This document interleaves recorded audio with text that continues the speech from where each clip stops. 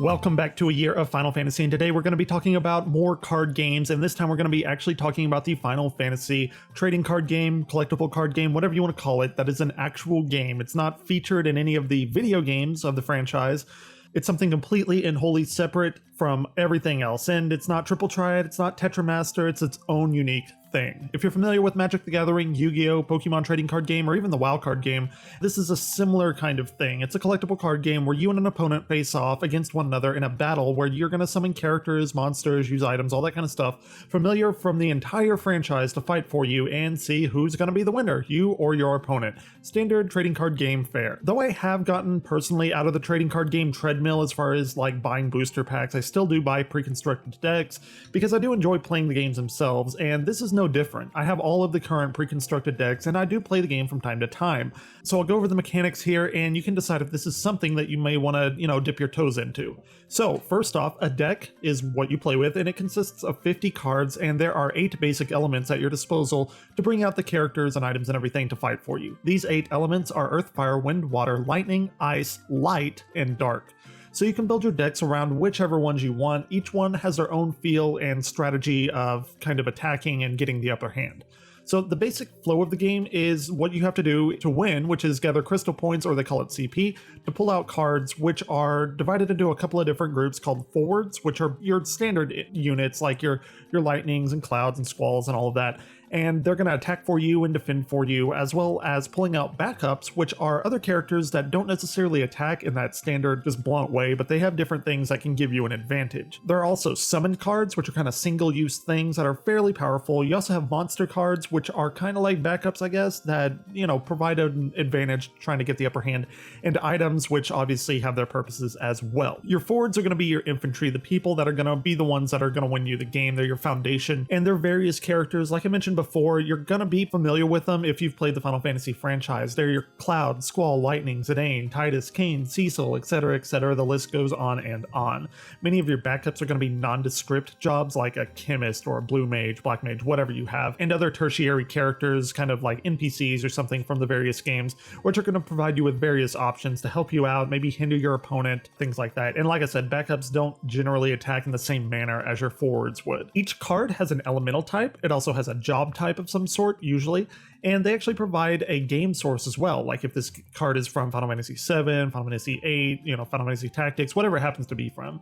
And each of these have their own in-game advantages that are actually built into the foundation of the game, depending on kind of strategy you want to put into your deck. So you could, for instance, build a deck around a specific element, or 2 elements, or 3, or whatever you want to do.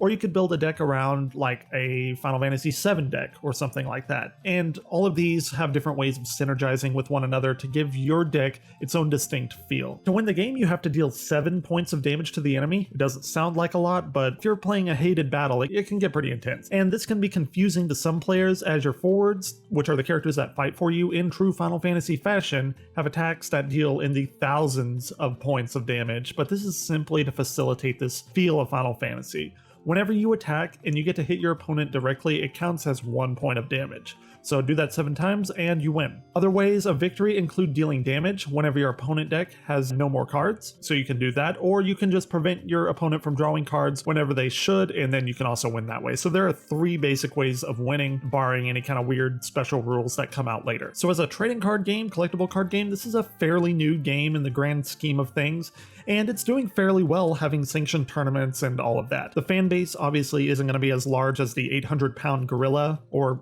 I guess gorillas in the room, because Magic the Gathering is obviously the top tier kind of trading card game. Pokemon is still going incredibly strong, and Yu-Gi-Oh! I think behind that. And as far as that goes, I'm not too sure about anything else outside of that. But this game, this Final Fantasy trading card game, does have an incredibly loyal following with a good community. So far, there have been 3 cycles of the Final Fantasy trading card game, and if you're familiar with Magic the Gathering, these are kind of like their blocks, essentially. They're known as an opus, like we have Opus 1, Opus 2, Opus 3. They all have different characters from the different games, different maybe variants of characters. And like I said, right now, Opus 3 is the most recent one that is out, but Opus 4 is just around the corner.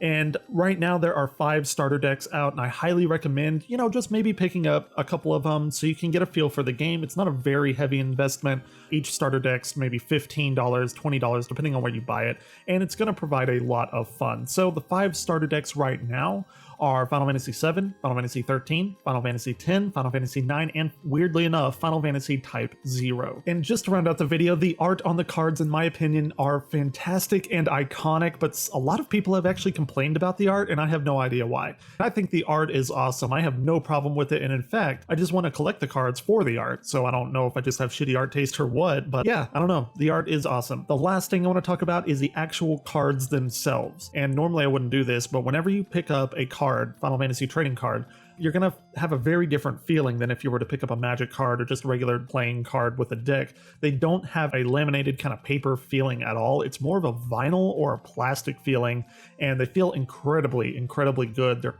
very heavy duty, very solid, they're very sturdy compared to your run-of-the-mill cards. So that's about it. That's Final Fantasy trading card game, and I do absolutely recommend playing it. It's easy to learn. You may come up with some weird situations, but other than that, I mean, those are far and few in between. And if you're a Final Fantasy fan, pick these up. That's a no-brainer. Just go out, try and find a few starter decks. You can get them on Amazon as well, and check it out. I mean, you don't really have much to lose here. Like I said at the beginning of the video, there's a very solid community around it, and if you want to dive into the deep and go on the endless booster route, that option is for you. The booster packs here are a little bit more pricey, I'm assuming, for the make of the cards than your standard like Magic the Gathering game, but you can do that if you want to. And initially, the game had an incredibly rocky start here in the States due to weird supply issues, but that doesn't seem to be the case any longer, which is awesome. I would love to see these games thrive, and this is a good one, and it deserves to do well. So that's it for this episode. If you enjoyed, please feel free to like, comment, share, subscribe, even dislike if you don't like this. Either way, it all helps me out, and being a smaller YouTuber, it does help me out more than you can possibly imagine. So thank you very much, and as always, until next time, Crystal Warriors keep on gaming.